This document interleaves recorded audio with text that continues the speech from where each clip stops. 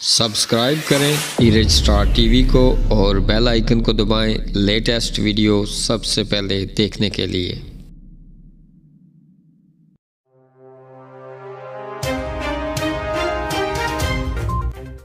बिस्मिल्लाहिर्रहमानिर्रहीम। अस्सलाम वालेकुम दोस्तों इस्लामगढ़ में बड़ी डकैती नाकाम। इस्लामगढ़ रड़ा दुकानदार नदीम उर्फ काला को गन पॉइंट पर लूटने की कोशिश।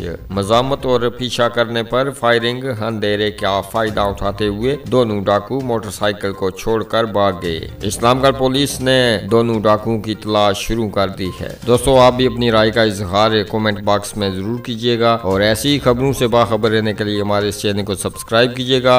इस वीडियो को अपने दोस्तों के साथ शेयर कीजिएगा। अपना और अपने आसपास का ढेर सारा ख्याल रखें। हमें अपनी दुआओं में याद रखें। मिलते हैं जल्दी अगली वीडियो में, तब तक के लिए अल्लाह हाफिज़।